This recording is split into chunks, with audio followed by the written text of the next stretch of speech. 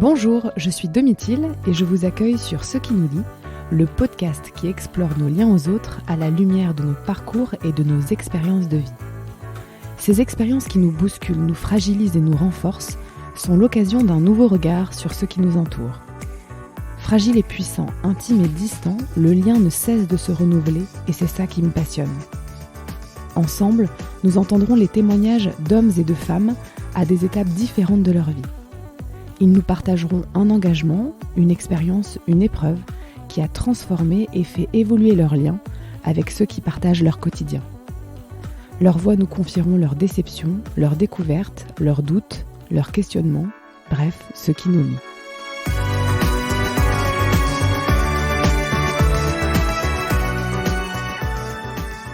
PMA, 3 lettres qui pourraient se contenter d'être les unes à côté des autres, comme une succession d'événements qui s'enchaînent et qui ne demandent qu'à être décrits et racontés de façon factuelle. Procréation médicalement assistée, tout est dit, enfin presque. C'est le début d'une traversée dans une dimension qui vous est peut-être connue, ou peut-être inconnue. Une dimension où l'autre, celui que nous ne connaissons pas, le corps médical, fait partie intégrante de votre histoire. Car la PMA, c'est surtout ça. L'histoire d'une intimité secouée et mise à l'épreuve par les incessants examens médicaux et traitements hormonaux. Julie est la maman de Jean et Arsène. Et elle a accepté de nous partager son expérience, à elle. Bousculée par la vie en vivant 13 FIV pour ses 2 petits, Julie nous parle de ses relations qui se sont tissées et ajustées au gré de cette longue traversée. Alors quelle a été la place de sa famille et de ses amis à ce moment particulier de sa vie ? Comment a-t-elle vécu son lien avec les autres à travers ce parcours qui est hors du temps ordinaire, pendant que tous les autres poursuivent leur vie et accueillent leur bébé ? Vous allez découvrir Julie, sa poigne, son esprit battant et son optimisme. Vous allez voir, son cœur vibre encore et encore de toutes ces années, marquées en elle à jamais.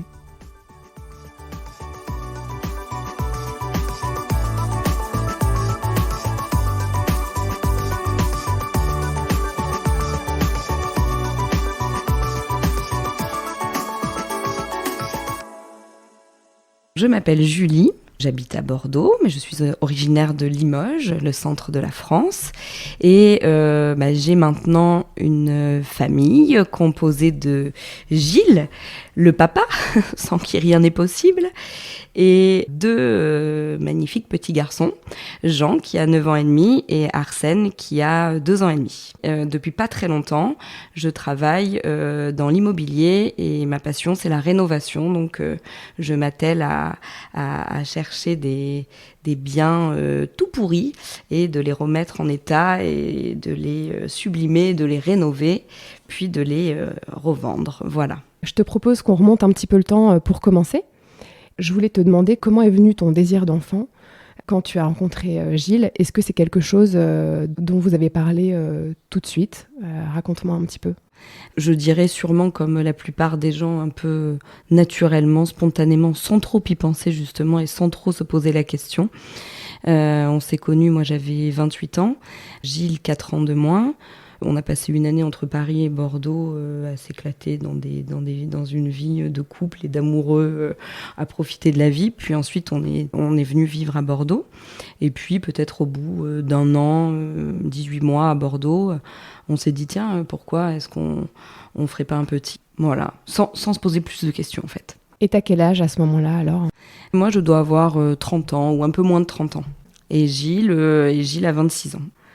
Et voilà, donc là on se dit bon bah oui, on laisse faire la vie quoi, comme la plupart des gens, et puis on verra bien si ça nous arrive, tant mieux. Donc moi je suis suivie par une gynéco classique, qui je fais part sûrement de mon projet.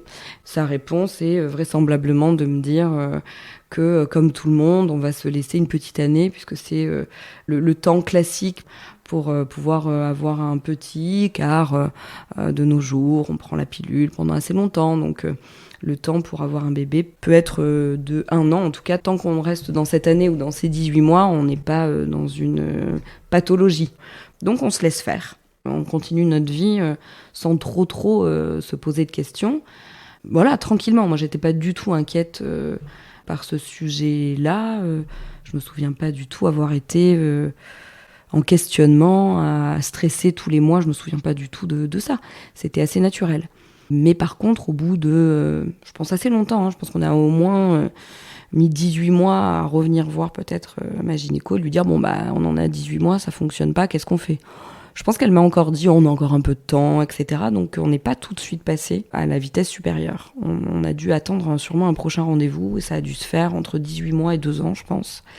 Où là, on s'est dit, bon, ok, on va peut-être aller voir, aller un peu explorer. Et après sûrement des examens sanguins, où tout paraissait à peu près normal, on fait un examen qui s'appelle une hystéroscopie. Ça permet d'aller voir si l'utérus et les trompes sont en bon état et capables de recevoir une grossesse et voilà, surtout de voir comment ça se passe à l'intérieur. Mais alors du coup, l'indication de l'hystéroscopie, comment elle vient en fait ? Tu vas consulter ton médecin spécialiste, tu commences un peu à te poser des questions, de ce que je comprends.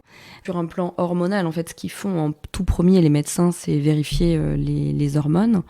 Avec des prises de sang sur des périodes de cycle assez particulières. Et si tout ça va bien, alors on va assez rapidement, je pense, vers cet examen. Qu'est-ce que tu te dis à ce moment-là, quand la première indication médicale, c'est les prises de sang et l'hystéroscopie ? Qu'est-ce que vous vous dites avec Gilles à ce moment-là ?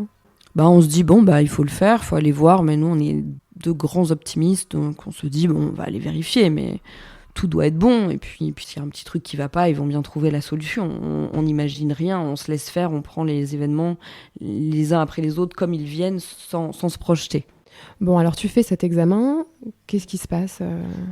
Il se passe que je suis seule, je fais cet examen et je rentre avec la lecture de mon compte-rendu, seule, sans un médecin qui t'explique vraiment ce que tu as. Et ce que je comprends, c'est qu'il y a un problème, qu'il y a les trompes qui sont bouchées. Et je me revois, je rentre dans mon appartement, je relis pour la énième fois ce compte-rendu, je fais évidemment ce qu'il ne faut pas faire, je tape sur Internet vraisemblablement le mot de cette pathologie qui est indiquée sur ce compte-rendu, et là je tombe sur un flot d'informations plus négatives les unes que les autres, qui me font comprendre que c'est un peu le début sûrement d'un combat qui va arriver, et je me souviens me dire que peut-être j'aurai jamais d'enfant, quoi. Il est possible que ça ne marche jamais. J'appelle Gilles, je sais plus où il est, il travaille, je lui dis, il comprend encore moins bien que moi. On est un peu désemparés en fait devant cette nouvelle, mais on reprend notre attitude bien positive en se disant, allez, ça va aller, go, on part dans cette histoire, on part dans ce combat, on verra bien ce qu'ils nous disent.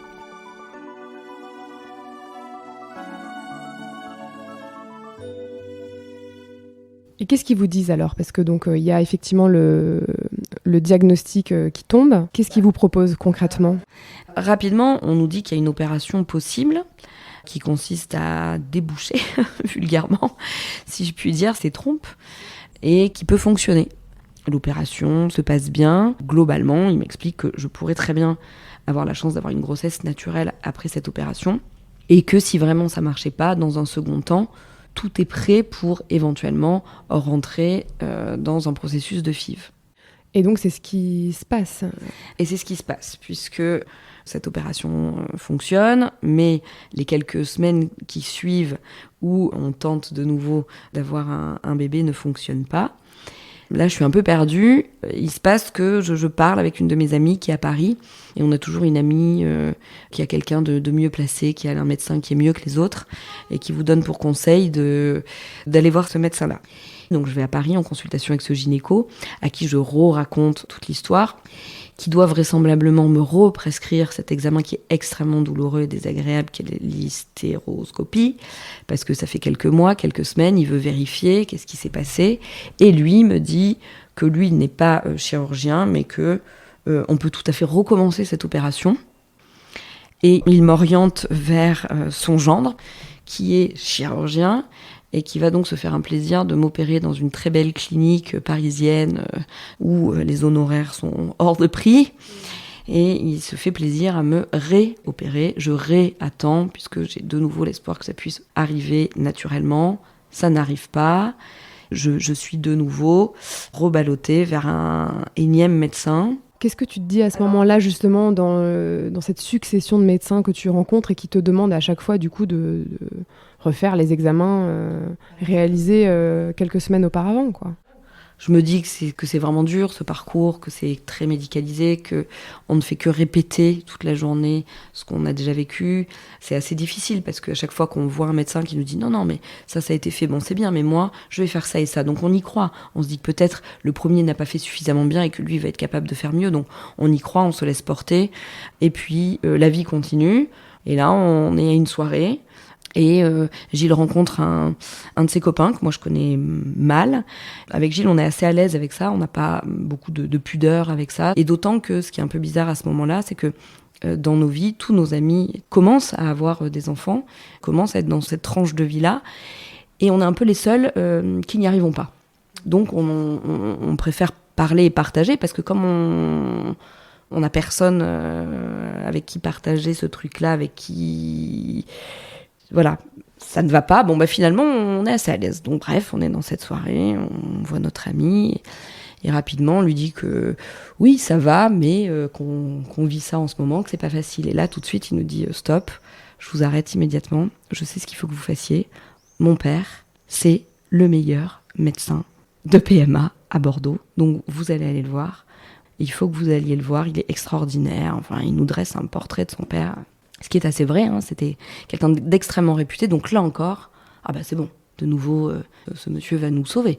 Il a fait des centaines de bébés depuis qu'il a commencé à en faire, donc pourquoi pas nous.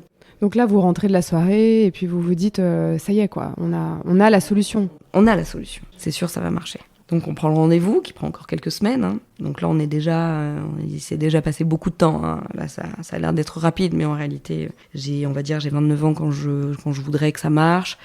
J'ai 32 ans peut-être quand je commence à me dire que là, faudrait vraiment passer à vitesse supérieure. Et là, je dois avoir peut-être 33, je sais plus très bien. Donc je vois ce monsieur qui, bizarrement, est globalement très proche d'une porte de prison en matière d'humanité, de communication. C'est assez déstabilisant. Mais bon, avec Gilles, on se dit on s'en fiche, on n'a pas besoin de ça. Ce qu'on a besoin, c'est de quelqu'un d'efficace. On est vraiment dans le côté hyper mécanique et l'humanité, on va la trouver ailleurs. On est bien tous les deux, on n'a pas besoin de ça, donc on fonce. Et ce monsieur nous explique de manière très factuelle qu'il a du mal à comprendre comment on a pu me proposer de m'opérer une deuxième fois. Donc on peut se dire que la deuxième opération, c'était du marketing, de la finance, ce qu'on veut, mais sûrement pas du bien-être médical, et c'était sûrement pas une solution objective et claire pour que j'y parvienne, en fait. C'était simplement du business. Et qu'est-ce qui se passe dans vos têtes alors quand vous réalisez ça tous les deux ? Là on se dit on s'est bien fait arnaquer, allez, encore une fois, c'est pas très grave, de toute façon on y a cru. Là on a enfin le bon médecin, donc on va continuer avec ce médecin-là et on va y arriver. Bon, donc tu rencontres ce médecin à Bordeaux qui du coup lui remet clairement en cause le bien fondé de la deuxième opération. Lui, en fait, il dit, la bonne nouvelle, c'est que voilà, vous êtes éligible, entre guillemets, à la FIV sans problème. Cela dit, il y en a eu 2 qui n'ont pas fonctionné. Vous avez ces trompes qui sont bouchées, donc vraisemblablement, le problème vient des trompes, car il y a sûrement ce liquide infectieux, en fait, qui a été généré par cette pathologie, qui vient empêcher l'anidation de l'embryon lorsqu'on en met un via une FIV dans l'utérus. Donc, pour se débarrasser de ce liquide, il y a une solution, c'est enlever les trompes.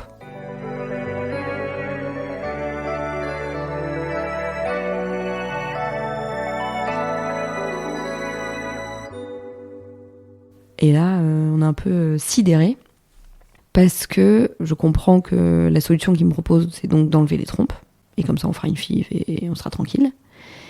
Mais là, on est face avec Gilles, mais surtout moi peut-être, à me dire que la belle histoire que les gens vous racontent tous de ces gens qui ont fait un processus d'adoption, qui ne pouvaient pas avoir d'enfants, ils ne savaient pas très bien pourquoi, puis tout d'un coup ils ont eu l'agrément, et puis 2 mois après elle tombe enceinte, ou alors ces gens ça faisait des années qu'ils essayaient d'avoir un enfant, puis ils partent en vacances, et puis tout d'un coup elle tombe enceinte, voilà. Bon, moi je me dis, ok, si j'ai plus de trompe demain, je pourrai plus jamais tomber enceinte. Voilà. Tomber enceinte, cette expression que je trouve immonde, comme si ça faisait mal. Tomber par hasard, voilà, cette expression, je trouve qu'elle en dit beaucoup sur la grossesse et la façon dont ça se passe dans la plupart des vies de tous les gens. Les gens vous disent « je suis tombée enceinte ». Voilà. Et ça, c'est un truc... je fais une aparté, mais ça, c'est vrai que c'est un truc qui m'a toujours fait rigoler, cette expression, parce que je disais, si je pouvais tomber, moi aussi, enceinte, ce serait super. Donc, bref, je me... Voilà, de nouveau face à ce truc, te dire ok. Et là, la décision, elle est très très longue à prendre en fait. Je sais pas pourquoi je bloque sur cette idée, mais je prends au moins 6 mois à prendre cette décision. Puis j'ai un énième rendez-vous avec une biologiste du laboratoire de PMA, donc elle qui est beaucoup plus scientifique.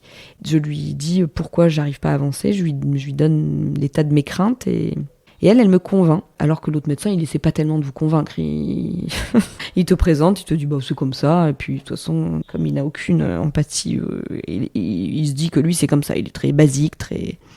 Donc elle me dit vraiment, je vous assure, si vous voulez y arriver, ça me paraît être vraiment une très bonne solution. Donc elle me convainc, je prends rendez-vous, et là pour le coup je suis opérée très vite, je dis au médecin, voilà, je suis prête, on y va rapidement. Donc je suis opérée le 2 janvier. Je refais une FIV et ça fonctionne tout de suite. Donc le 12 février d'après, je suis enceinte. Enfin, je crois être enceinte. En tout cas, j'espère être enceinte. En tout cas, c'est un début. Comment ça évolue alors, ce début de grossesse ?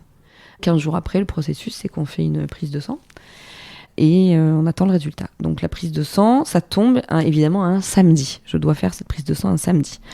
Donc j'ai mon amie d'enfance au téléphone, d'ailleurs Sophia qui se dit je vais y aller cool, je vais pas me stresser, etc. On va y aller tous les deux avec Gilles samedi matin et tout. Elle me dit mais t'es complètement folle, pas du tout, tu vas pas y aller tranquille. Tu te rends pas compte que le laboratoire d'analyse de samedi, il ne travaille que le matin. Si tu veux être sûr d'avoir tes résultats samedi en fin de matinée, il faut que tu y ailles samedi très tôt, sinon t'es bonne pour attendre tout le week-end. Donc là je me dis ah ouais ok, elle a raison. Donc on se lève. Et on part à 8h, 8h30, faire cette prise de sang dans ce laboratoire d'analyse où je connaissais évidemment tout le monde me connaissait parce que j'avais passé des milliards de prises de sang. Et du coup, je vois la biologiste que je connaissais bien. Et donc, je lui dis, là, c'est le grand jour un peu pour moi, encore le grand jour. Et donc, elle me fait la prise de sang, elle me dit, vous avez bien fait de venir, vous aurez les résultats, c'est sûr, en fin de matinée. Donc, de toute façon, je vous appelle quand j'ai les résultats et tout ça. Donc, on part se promener avec Gilles. C'est très drôle, parce que je me revois très bien ce pantalon. Je m'achète un pantalon avec un élastique et une chemise un peu large, en fait. C'est assez drôle. Mais je me dis, allez, on fait les boutiques pour se changer les idées. On se prend un petit déj avec tout ce qui nous fait plaisir. On passe un bon moment. Et puis, on a le coup de fil, comme quoi on peut revenir chercher nos résultats. Donc, je reviens chercher les résultats. On rentre dans le labo. On voit cette biologiste qu'on connaît bien, qui nous tend l'enveloppe avec un sourire quand même. On sent que son visage était vraiment gai. Mais je crois qu'avec Gilles, on veut rien imaginer, parce qu'on a trop imaginé de choses. Et on veut savoir, on veut lire nous-mêmes et avoir le résultat nous-mêmes de qu'est-ce qui se passe. Et on se regarde, on se dit, qu'est-ce qu'on fait ? On ouvre cette enveloppe-là dans la salle d'attente du labo. Et Gilles me dit, non, viens, on va dehors. Ok, on va dehors, on ouvre ce résultat. Puis là, tout d'un coup, on tombe que sur le résultat des chiffres, en fait, avec un taux. Mais il n'y a pas du tout écrit positif, négatif, etc. On croit comprendre que c'est bien, mais on n'est pas sûr. Et donc, nous voilà revenus dans la salle d'attente, à l'accueil, avec notre papier comme ça à la main, regardant la biologiste qui, elle, nous regardait de dedans à l'extérieur pour voir notre réaction. Et on lui dit, c'est quoi ? On la regarde comme ça, perplexe. Et elle fait, mais oui, c'est bon, mais avec un sourire extraordinaire. Et elle était tellement heureuse pour nous. Et nous, à ce moment-là, dans notre tête, c'est bon. Et on n'imagine pas que ça puisse s'arrêter. Dans notre esprit avec Gilles, je crois vraiment tous les deux, c'est peut-être notre côté très, très, très optimiste, mais vraiment, pour nous, ça y est, on est enceinte, c'est bon, c'est sûr et certain, la grossesse. Voilà, je suis vraiment enceinte. Mais j'ai aucun doute. Et ben, deuxième prise de sang, ok, avec un taux qui évolue hyper bien. Troisième prise de sang, ça évolue toujours hyper bien. Et donc, à ce moment-là, du coup, dans ton parcours, c'est la combienième FIV, du coup ? Alors là, c'est la troisième, avec 3 opérations. 2 de débouchage, on enlève. Et voilà. Mais j'ai 36 ans. J'ai souhaité à une trentaine d'années et j'ai commencé le parcours à 32. Donc, on met 4 ans quand même. Et pendant ces 6 années, justement, comment ça se passe, du coup, avec tous vos amis tu disais tout à l'heure qui commencent à avoir des enfants. Tout ce temps d'attente, est-ce que tu as des déceptions amicales ou au contraire des révélations dans ce parcours un peu du combattant ? Comme je disais, ce qui est difficile, mais encore une fois, tant mieux pour eux, mais c'est qu'on n'a personne dans le même cas que nous. Donc ça, c'est un truc qui est hyper difficile à gérer, quoi, parce qu'on ne peut pas vraiment partager. Donc tant qu'on n'a pas vécu des choses, on sait très bien qu'on peut avoir la plus belle empathie du monde. C'est très compliqué de se mettre à la place vraiment de l'autre et du coup d'avoir les bonnes réflexions, de dire les bonnes choses. C'est compliqué. Donc on a eu autour de nous des gens vraiment qui étaient notre famille, déjà qui nous ont soutenus, qui parfois ne comprenaient pas tout le côté hyper technique, les ovocytes, qu'est-ce que c'est, ils se perdaient un peu dans le jargon. Ils se perdaient complètement. J'ai beau le vivre un certain nombre de fois, expliquer un certain nombre de fois, mais je me dis c'est pas très grave. Le principal c'est qu'il soit là. Ça allait. C'était pas un sentiment qu'on avait. Par contre, on avait un peu un sentiment d'injustice. Pourquoi nous ou pourquoi pas nous d'ailleurs. Ça c'était assez dur. De se dire, il y avait une chanson du groupe Brigitte qui est vraiment tout ce que j'ai ressenti, qui dit je veux un enfant, et dans cette chanson elle dit qu'est-ce qu'ils ont de plus que nous, ces autres, je veux un enfant, voilà. En gros c'est ça, c'est tous les mois cette attente et tous les mois cette déception, pourquoi pas nous, quoi. En fait tu l'acceptes jamais vraiment. Tu l'acceptes jamais vraiment, non, parce qu'en plus, nous, on était hyper déterminés. On se disait que de toute façon, ça allait fonctionner. Néanmoins, tous les mois, effectivement, pendant 5-6 ans, tu te prends ça dans la tronche. C'est encore pas ton tour. Quand est-ce que ça va arriver, quoi ? Et justement, quand c'est le tour des autres et que les annonces de grossesse et de naissance déferlent un peu autour de vous, comment ça se passe pour vous dans ces moments-là ? Est-ce que tu as eu l'impression que, du coup... ça a eu un impact sur, je sais pas, vos choix de sortie, votre vie sociale ? Est-ce qu'il y avait des gens que vous vouliez plus voir ? Est-ce que parfois c'était tellement insupportable que... Non, pas du tout. C'était pas du tout insupportable. On était vraiment hyper heureux que les autres et des petits soient dans dans ce bonheur-là, dans cette tranche de vie-là. Ça nous paraissait complètement normal et c'était super chouette. Il y avait vraiment aucun souci. Voilà, de voir les bébés arriver, j'adorais ça, d'aller acheter un cadeau pour les bébés qui arrivaient, je trouvais ça formidable, de voir mes amis avec des gros ventres, je trouvais ça super. Évidemment, ça renvoyait toujours à l'idée de et moi, quand est-ce que ça va m'arriver ? Mais vraiment, plus dans cette idée, elles ont vraiment de la chance, c'est chouette, et moi, quand est-ce que ça va m'arriver ? Mais pas de jalousie, et j'arrivais toujours quand même à me réjouir pour les autres. Ce qui était plus dur, c'est de gérer ce que les autres me renvoyaient dans leur moment de vie où ça se passait. Alors ça, je l'ai compris quand j'ai eu une de mes amies proches, que j'adore, qui a eu une façon hyper maladroite de me dire qu'elle était enceinte. Donc c'est un dimanche, on va sur leur maison qui est en train de se construire, on va dire, sur leur chantier, on discute de tout ça, etc. Et elle me dit « Attends, avant, il faut absolument que je te dise quelque chose et tout ça. » Et moi, vraiment, dans ma tête, je me dis « Mais qu'est-ce qu'elle va m'annoncer ? Je pense qu'elle va m'annoncer quelque chose de terrible, quoi, vraiment. » Et là, elle me dit « Oui, il faut que je te dise, je suis enceinte. » Et là, la première seconde, je ne comprends pas pourquoi elle me le dit comme ça. Et je me dis, ah bon, mais ouf, ça va quoi, donc c'est quelque chose de chouette. Voilà, puis pendant que je suis en train de lui dire ça, je comprends pourquoi elle me le dit comme ça. Et donc, elle me le dit comme ça parce que elle pense qu'elle m'annonce ce qui pour elle est une bonne nouvelle sera forcément une mauvaise nouvelle pour moi. Et donc, elle me renvoie tout ce truc dans la gueule de mais ma pauvre, quoi, déjà 5 ans ou 5 ans et demi que t'y arrives pas. Et moi, je viens de me marier, et le truc classique, sans réfléchir, qu'est-ce qui se passe, à peine un an après, voilà, j'ai un enfant, comme tout le monde, quoi. Et toi, t'en es là, quoi. Et moi, je suis perplexe, quoi. Parce que ça, moi, je me le projetais pas du tout de cette manière-là. Et c'est en fait elle qui me le... Sans aucune méchanceté, hein, bien sûr. Elle a aucune once de méchanceté. Elle sait juste pas comment faire. Elle a imaginé que pour moi, c'était tout ça. Alors qu'elle a mal imaginé. Pour moi, c'est pas tout ça. Mais elle sait pas, elle l'a jamais vécu. Donc évidemment, je ne lui en veux pas. En plus, c'est quelqu'un qui est d'une extrême douceur, d'une extrême gentillesse et qui n'a pas une once de méchanceté. Je veux dire, c'est absolument juste une énorme maladresse. Mais qui, moi, me renvoie face à ce truc-là. Et je me dis, waouh, ok. Donc ça veut dire que tous les gens qui nous entourent pensent ça. Et Gilles, lui, à ce moment-là... Alors lui, il n'a pas une once de jalousie non plus, hein, donc toujours très heureux pour les autres et avec cette espèce de petite nonchalance, parce qu'on va dire que ça a duré quand même dans le temps, mais on va y arriver, quoi. Donc on n'a pas de doute, en fait. On a un doute sur quand ça va nous arriver, mais on n'a pas de doute sur le fait que ça nous arrive.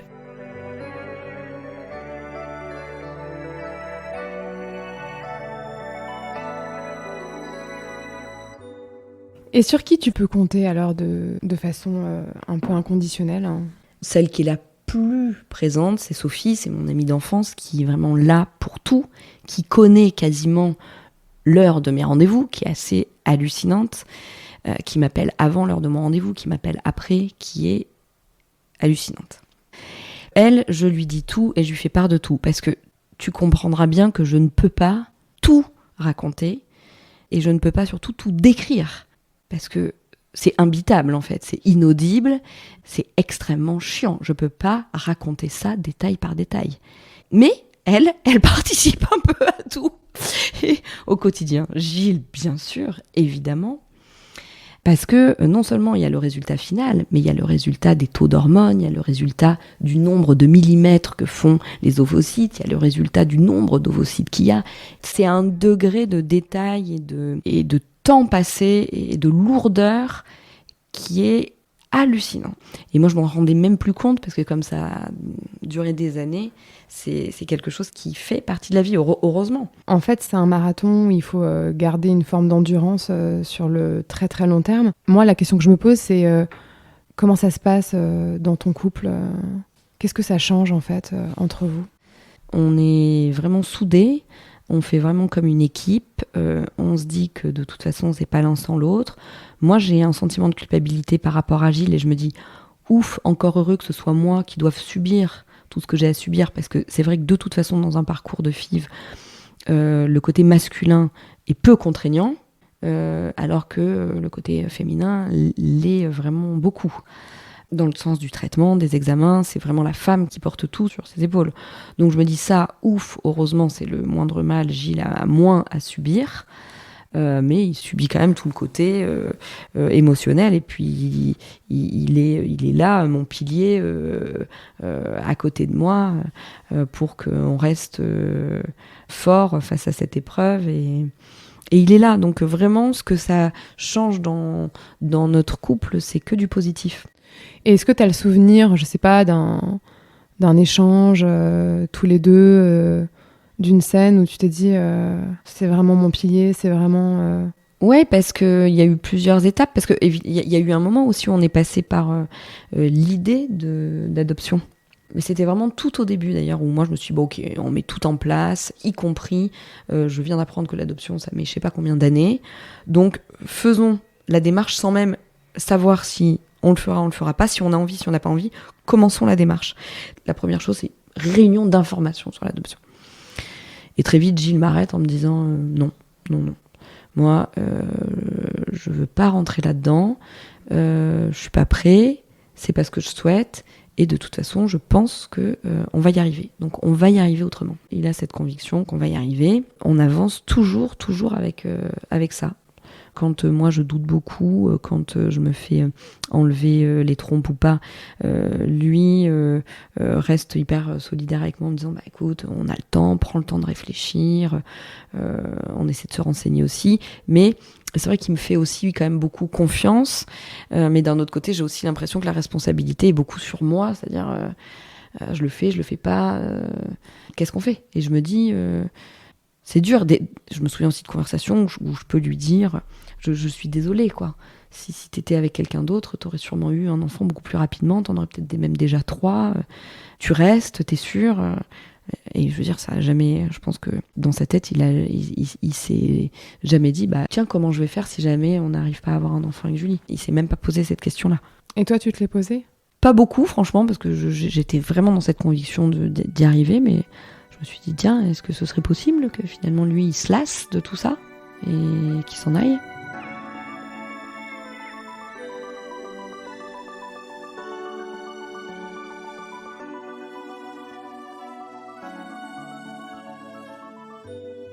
Et comment ça se passe avec vos familles?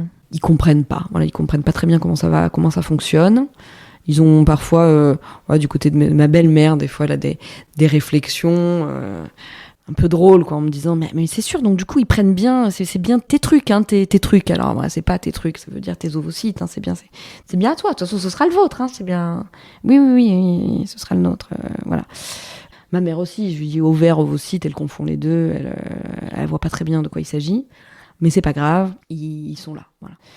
Ils attendent, mais ils nous le font pas trop sentir, ce qui est quand même extrêmement agréable. Moi, là, je trouve que mes parents, et surtout ma mère, hein, qui est vraiment une maman qui a beaucoup, je pense, aimé être maman et sa maternité et tout ça, je pense qu'elle rêvait d'être grand-mère. Toutes ses copines étaient grand-mères, parce que ça aussi, hein, c'est compliqué. Je pense qu'elle, ça la rendait très malheureuse, mais je pense que ce qui la rendait le plus malheureuse, c'est de me voir malheureuse, donc ce qui est assez beau.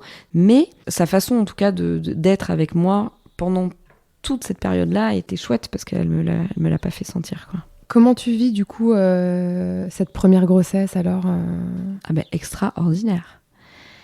C'est vraiment pour moi c'était un rêve éveillé, quoi.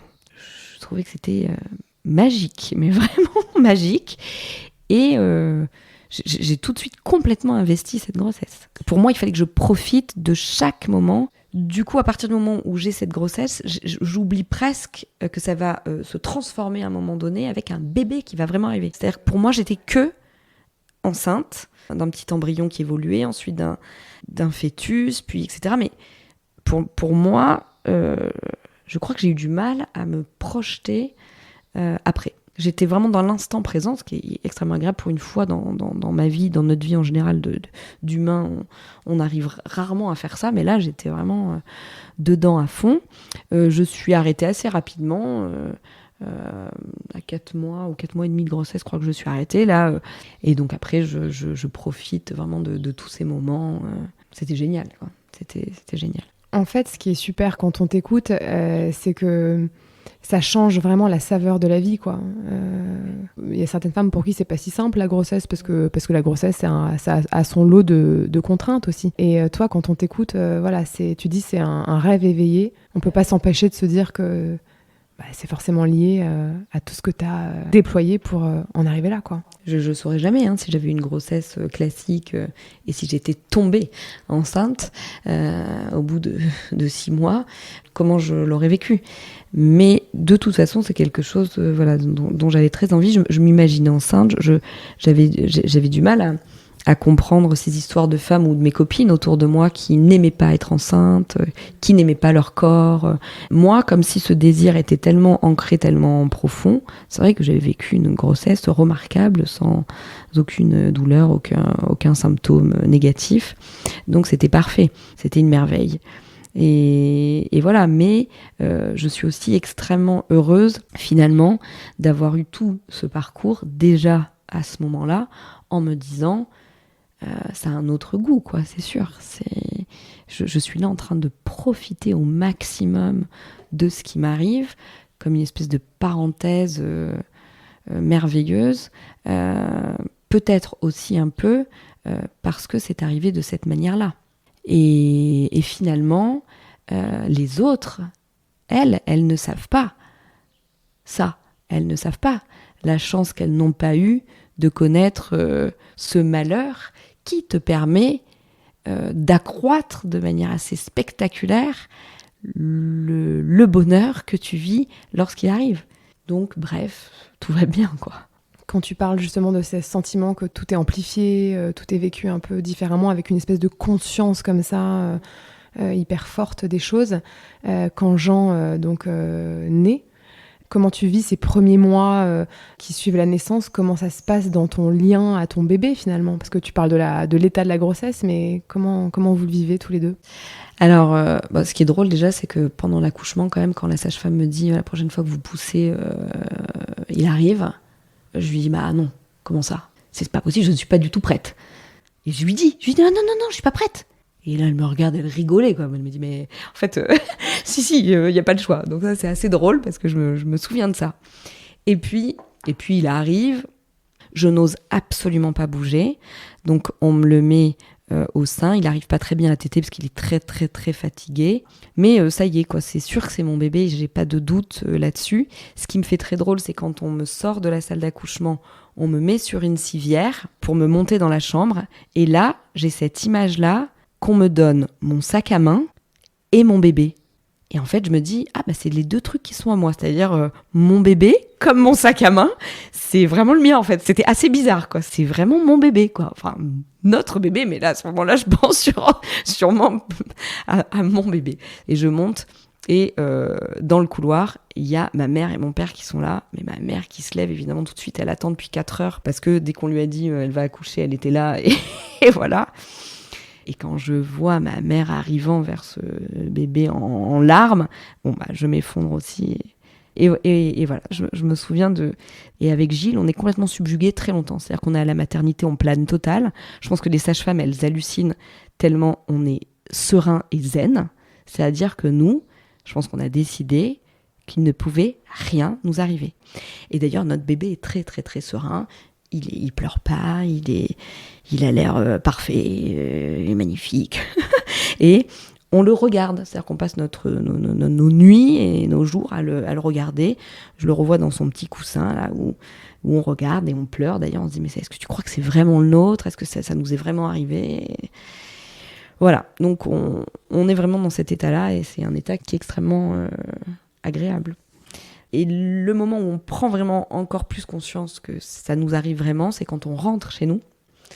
Et voilà, l'arrivée chez nous, ça c'est encore une autre étape. On se dit, on va vraiment le ramener chez nous, quoi. C'est pas une blague, quoi. C'est pas, on n'a pas rêvé le truc, quoi. C'est pas pour 3 jours. On le ramène, c'est vraiment le nôtre. On va vraiment s'en occuper. Et une autre image, un autre moment qui est très très fort pour moi, je ne sais pas pourquoi, parce que j'imagine que quand on se voit, peut-être avec un bébé, on se voit souvent avec une poussette aussi, peut-être. La première balade, ce moment au bout de 2 jours, peut-être chez nous, peut-être le lendemain, enfin on sort assez vite, qu'en plus on est au mois de novembre, mais il fait un temps de rêve. On prend la poussette, on met notre bébé dedans et on sort. Alors là, moi je suis submergée, quoi. Je me dis, c'est pas possible, c'est vraiment moi qui pousse cette poussette avec mon bébé dedans. Ça il est dingue ce moment. Il est assez dingue. Je suis en larmes et je peux pas m'arrêter, quoi.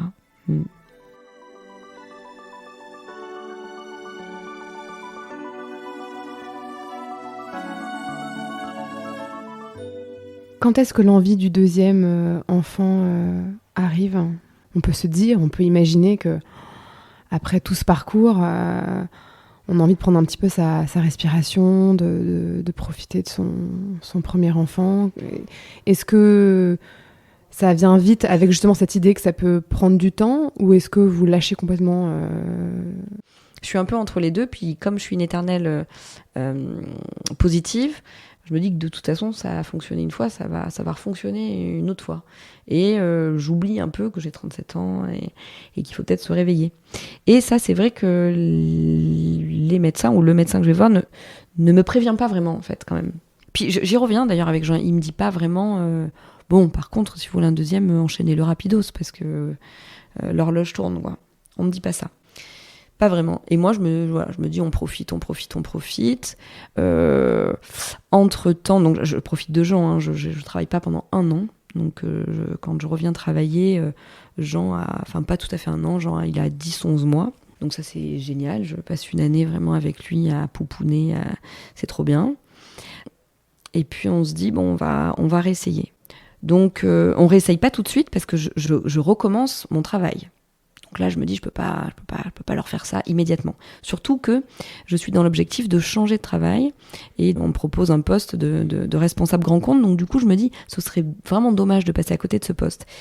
Et finalement, ce qui me met un peu dedans, c'est que je passe des entretiens au mois d'août pour ce poste-là, et ce poste, finalement, il n'arrive jamais. Tous les mois, on me dit, il faut passer un entretien de plus, etc. Et on arrive à avoir un résultat où finalement, je suis prise à ce poste-là en juillet de l'année d'après.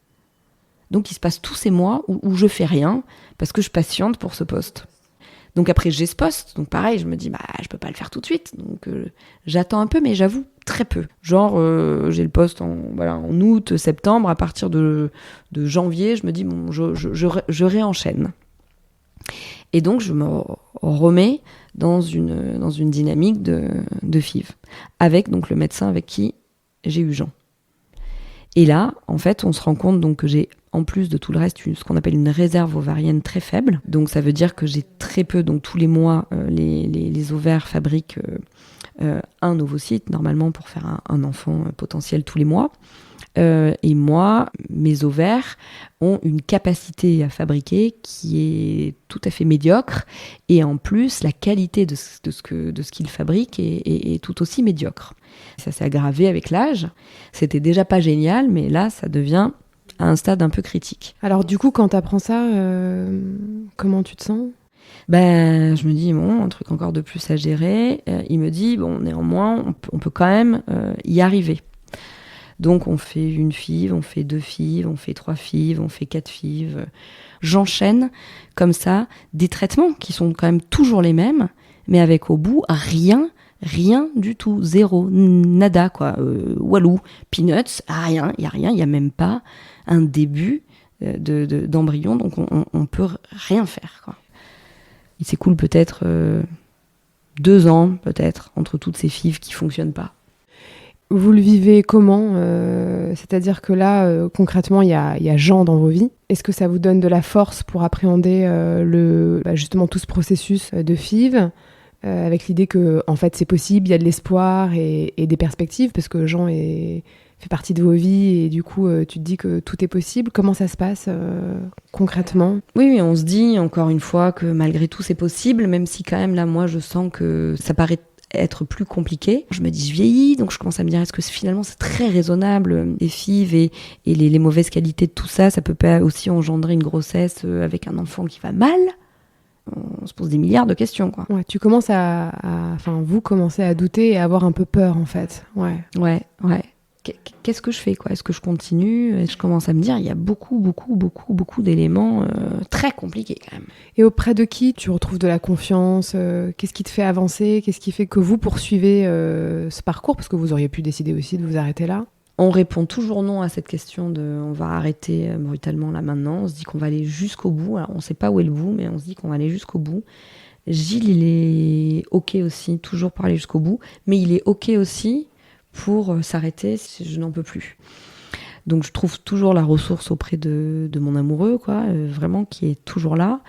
Et après, auprès de mes parents qui sont assez hallucinants, mais qui donnent pas trop leur avis, etc., mais qui sont toujours en soutien. Donc je veux dire, ils jugent pas vraiment. Alors quand même, ma maman me demande si pour moi, pour ma santé, toutes ces hormones injectées, il y a plus un peu cette inquiétude. Sophie, mon amie Sophie aussi, qui est assez proche et qui se demande est-ce que c'est vraiment comme ça qu'il faut faire. Elle est aussi inquiète par rapport à toutes les hormones et tout ça. Donc les questions évidemment commencent à se poser, mais écoute, pourquoi t'en veux un deuxième quoi ? Qu'est-ce que tu fais ? T'en as déjà un. C'est déjà pas mal quoi. Et alors ça c'est assez insupportable à entendre, très compliqué. De toute façon mes 43 ans arrivaient quand même. Les FIV en France c'est jusqu'à 42 ans révolus. J'avais plusieurs échos des prises en charge en Espagne qui avaient l'air assez bonnes. Donc on s'arrête encore une fois, plusieurs mois, parce que là je pense qu'on avait vraiment besoin d'une bonne pause. Il se passe quelques mois. On se dit on va à Saint-Sébastien se faire un rendez-vous à la clinique pour voir déjà un petit peu. Et puis on réfléchit. Donc on va à la clinique, on se fait le rendez-vous et puis on se décide. Et on se dit allez, on se lance. Donc j'en fais une première préparation en fait qui est avorté, c'est le cas de le dire, avant même d'aller jusqu'au bout parce que les résultats étaient pas bons, donc un peu encore déçus, mais ils me disent non t'inquiète, là c'est parce que peut-être on n'a pas on va pouvoir réajuster un peu le traitement, on a compris comment ton organisme fonctionne, on réajuste. Ok, deuxième FIV, on réajuste et là ça fonctionne. Alors là on a beaucoup de mal à comprendre. Alors là beaucoup de mal parce qu'on a tellement ouvert de résultats où là pour le coup il y avait bien écrit négatif en gros sur la page intranet du labo que là j'ai vachement de mal à y croire. Entre temps j'ai fait une fausse couche, on a eu des FIV où on nous a mis 1 ou 2 embryons qui n'ont pas fonctionné, donc on peut même pas parler de fausse couche, mais voilà, donc on se dit celle-ci, ça va peut-être être comme les autres, quoi. Combien de temps ça va durer? Donc je suis plus du tout dans l'esprit de gens où je suis une guerrière, où c'est impossible que ça s'arrête, etc. Là, je fais attention. Et surtout, pour la première fois de ma vie de FIV, je demande à un médecin, avant cette FIV espagnole, de m'arrêter. Et je suis arrêtée 3 mois avant de faire la première tentative de FIV espagnole. Donc voilà, donc je suis quand même dans un état où je mets là vraiment toutes les chances de mon côté. Voilà, je suis plus du tout en train de me dire c'est bon, je vais y arriver, de toute façon je vais arriver à tout faire. Et je suis en plus dans une dynamique où je pense que j'ai peut-être trouvé une autre voie et changé de travail. Et du coup, je me dis qu'aussi, potentiellement, je vais mener cette grossesse jusqu'au bout et qu'après, ma vie va changer, à la fois parce que j'aurai un deuxième bébé et à la fois parce que je vais changer de job, que je ne reviendrai pas dans ce tourbillon de l'industrie pharma. Après la naissance d'Arsène, qu'est-ce qui change en fait après tout ça dans ta vie ? Tout en fait. Tout, parce que déjà après la naissance de Jean, il y a pas mal de choses qui changent par rapport à la relation que j'ai et qu'on a avec Gilles, où elle est encore plus forte, où c'est vraiment autre chose en fait. On a l'impression qu'on a un truc en plus en fait que les autres finalement. La relation avec Jean, qui est très particulière quand même, avec cet enfant qu'on regarde qui est un peu l'enfant miracle. La relation avec moi-même, où ça m'a quand même appris pas mal de choses aussi sur moi. Qu'est-ce que tu as découvert de toi ? Que j'étais quand même extrêmement solide et ancrée et que j'allais vraiment jusqu'au bout de mes convictions, de mes souhaits, sans me laisser influencer par grand-chose. Et qu'est-ce que tu as découvert de Gilles alors ? Qu'il était hallucinant, qu'il avait une constance dingue, qu'il avait une empathie incroyable. Au fond de lui, c'est quelqu'un qui est extrêmement solide, qui a des bases vraiment incroyables, qui est très ancré et pas de fragilité en fait. C'est ça qui est hallucinant et qui s'est toujours recadré, c'est-à-dire non, on va pas faire ça parce que moi je pense que ça, on va y arriver comme ça, donc on va le faire comme ça. Et ça, c'est assez hallucinant parce que là où moi je pouvais me dire tiens, on va peut-être prendre cette option, celle-ci ou ça. Non. On s'est donné une ligne, on va faire ces FIV, on va y arriver jusqu'au bout. Est-ce que tu as l'impression que ta vision de la vie, de tes relations, a changé ? Ouais. J'ai appris à être un peu moins exigeante et à comprendre aussi pourquoi les gens pouvaient réagir comme ça. Et moi, en tout cas, je pense que du coup, je suis beaucoup plus dans la compréhension, beaucoup plus dans l'écoute, beaucoup moins dans le jugement.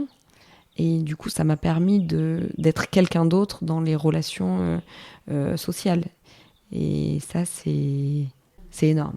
C'est énorme et je suis vraiment ravie d'avoir pu franchir tout ça. Et surtout, ce qui a vraiment changé, c'est de relativiser. Ça, Gilles est extrêmement fort pour le faire. Moi, je ne l'étais pas trop, alors qu'à présent, je l'ai beaucoup plus. Alors, c'est pas encore tout à fait immédiat, parce que ça fait pas partie de ma personnalité, j'avoue. Donc parfois, je peux me prendre les trucs un peu en pleine face, mais quand même très rapidement après, je fais un petit pas en arrière, je me dis attends, vas-y, ne prends pas le truc comme ça. En fait, la réalité, c'est ça et ça. Donc, relativise. Et je sais remettre les choses à leur place.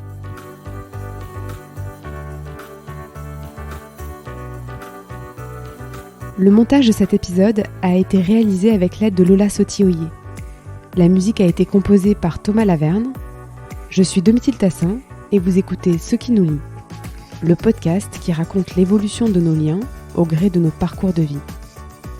Pour soutenir Ce qui nous lie, n'hésitez pas à vous y abonner, lui mettre 5 étoiles ainsi qu'un commentaire, c'est vraiment ce qui m'aide le plus. Je vous retrouve toutes les 3 semaines pour un nouvel épisode. Car le salut c'est le lien, et sans le lien, il n'y a rien.